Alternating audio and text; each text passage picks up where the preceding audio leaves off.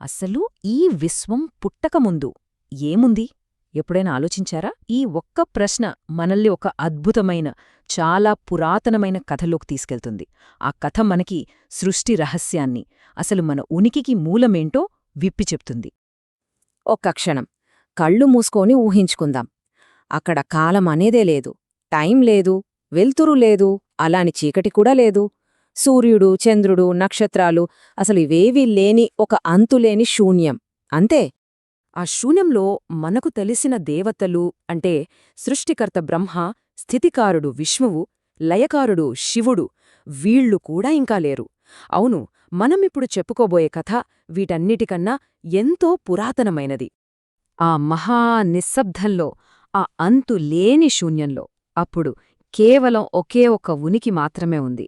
ఒకటే, అదే సకల సృష్టికి మూల కారణమైన ఆదిమ, అఖండమైన చైతన్యం. ఆ మూల చైతన్యమే జగన్మాత, పరాశక్తి.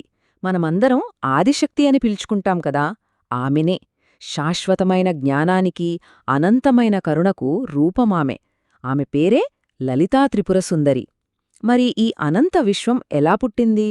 ఆమె సంకల్పంతో, జస్ట్ ఒక ఆలోచనతో, ఒక ఆటలాగా సృష్టించి, పోషించి, మళ్ళీ తనలోనే కలిపేసుకుంటుంది. ఇక్కడ మనం ఒక ముఖ్యమైన పదాన్ని అర్థం చేసుకోవాలి. అదే లీల. లీల అంటే ఏంటి? సింపుల్గా చెప్పాలంటే దైవికమైన ఆట. అంటే ఈ విశ్వమనేది ఏదో కష్టపడి పోరాడి సృష్టించింది కాదు, అస్సలు కాదు.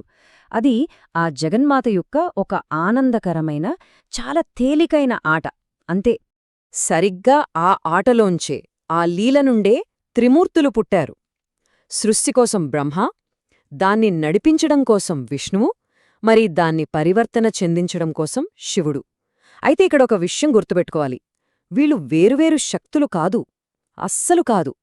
వాళ్లంతా ఆ అమ్మవారి సంకల్పానికి మూడు వేరువేరు రూపాలు అంతే. అయితే కథ ఇక్కడే ఒక మలుపు తీసుకుంటుంది. ఒకసారి త్రిమూర్తుల మధ్య ఒక చిన్న సందేహం వచ్చింది. అసలు మన ముగ్గురిలో ఎవరు గొప్ప అని. చూడండి, ఆ దైవిక స్థాయిలో కూడా ఒక చిన్న అహంకారం, ఒక చిన్న అజ్ఞానం. కాని సరిగ్గా ఆ క్షణమే ఒక గొప్ప సత్యం బయటపడటానికి కారణమైంది. వాళ్ల అజ్ఞానాన్ని పోగొట్టడానికి ఆ తల్లి తన అసలు స్వరూపాన్ని చూపించింది, తన విశ్వరూపాన్ని. అబ్బా, ఆ తేజస్సు ఎలా ఉందంటే కోట్లాది సూర్యుల కాంతిని కలిపినా సరే దాని ముందు ఏమాత్రం సరిపోదు.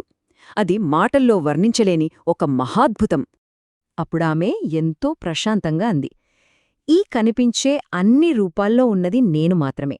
సృష్టిని చేసేది నేనే, దాన్ని నడిపేది నేనే, మళ్లీ లయం చేసేది కూడా నేనే. ఒక్కసారి ఆలోచించండి ఆ మాటల వెనుకున్న శక్తిని. ఆ ఒక్క వాక్యం విశ్వం గురించిన వాళ్ల అవగాహనని, వాళ్ల శక్తి గురించిన వాళ్ల నమ్మకాన్ని తలకిందులు చేసేసింది. ఆ దివ్యదర్శనం తర్వాత వాళ్లకు పూర్తిగా అర్థమైపోయింది. ఓ, మేం చేసేవాళ్లం కాదు, మేం కేవలం సాధనాలం మాత్రమే అని. ఆ మహోన్నత చైతన్యం చేతిలో మేమంతా కేవలం పనిముట్లమని తెలుసుకున్నారు. వెంటనే వాళ్లలోని అహంకారం కాస్త కరిగిపోయి దాని స్థానంలో వినయం వచ్చింది. సరే, ఇదంతా వినడానికి ఒక అద్భుతమైన కథలా ఉంది కదా, కాని ఇది కేవలం ఒక పాత కథ మాత్రమే కాదు. ఇది మన అంతర్గత ప్రపంచాన్ని, మన సైకాలజీని అర్థం చేసుకోవడానికి ఒక మ్యాప్ లాంటిది. మరి ఈ కథలోని ఆధ్యాత్మిక సత్యాన్ని మన రోజువారీ జీవితానికి ఎలా అన్వయించుకోవచ్చో ఇప్పుడు చూద్దాం. చూడండి, ఈ కథ మనకు జీవితాన్ని చూడ్డానికి రెండు దారుల్ని చూపిస్తోంది. ఒకటి, అహంకారంతో చూసే చూపు. ఈ దారిలో వెళ్తే ఏమనిపిస్తుందంటే అన్నీ నేనే చేస్తున్నాను, లైఫ్ అంటే ఒక స్ట్రగుల్, అంతా నా కంట్రోల్లోనే ఉండాలి. ఇది ఒక పద్ధతి. ఇక రెండో దారి, దైవికమైన చూపు. ఈ దారిలో వెళ్తే నేను కేవలం ఒక సాధనాన్ని మాత్రమే, జీవితం ఒక ఆట, కంట్రోల్ చేయడంలో కాదు, శరణాగతిలోనే అసలైన శక్తి ఉంది అని అర్థమవుతుంది. సో ఈ గొప్ప జ్ఞానాన్ని మనం మన జీవితంలోకి తెచ్చుకోవాలంటే ఒక 4 మెట్లెక్కాలి. మొదటి మెట్టేంటంటే అన్నీ నేనే చేస్తున్నా అనే భ్రమ నుంచి బయటపడటం. ఇక రెండోది, జీవితాన్ని ఒక పోరాటంలా కాకుండా ఒక దైవికమైన ఆటలా చూడటం. మూడోది, అహంకారాన్ని పక్కన పెట్టి శరణాగతిలో ఉన్న శక్తిని గుర్తించడం. ఇక ఆఖరిగా 4వ మెట్టు, ఆ దైవిక శక్తి ఎక్కడో లేదు, మన లోపలే ఉంది అనే నిజాన్ని గ్రహించడం. ఇక అన్నిటికన్నా ముఖ్యమైన విషయం, చాలా పర్సనల్ అయిన విషయం ఏంటంటే, మనం మాట్లాడుకుంటున్న ఈ దైవిక చైతన్యం ఎక్కడో ఆకాశంలో లేదు, అది మనలోనే ఉంది. ప్రతిదానికి మూలం మనలోనే ఉంది. మన ఉనికికి సారమే అది. అది మనలో అవేర్నెస్ లాగా, ఇంటెలిజెన్స్ లాగా, కరుణలాగా, మన అంతర్గత బలంలాగా ఇలా రకరకాలుగా వ్యక్తమవుతూ ఉంటుంది. ఎప్పుడైతే మనం ఇది నేను చేస్తున్నా అని చెప్పడం ఆపేసి, నా ద్వారా ఇది జరుగుతోంది, నేను నడిపించబడుతున్నాను అనే ఫీలింగ్లోకి వస్తామో, అప్పుడు జీవితం మొత్తం ఒక కృపలా మారిపోతుంది.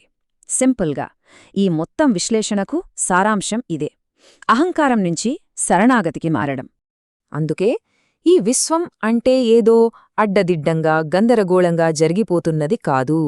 ఇది ఎంతో అందంగా అల్లిన ఒక దైవికమైన ఆట. మరి ఈ అద్భుతమైన ఆటకు కేంద్రమెవరు? ఆ చిరునవ్వుల తల్లి లలితాదేవి. ఈ ఆలోచనతోనే ఈ రోజుకి ఈ విశ్లేషణను ముగిద్దాం.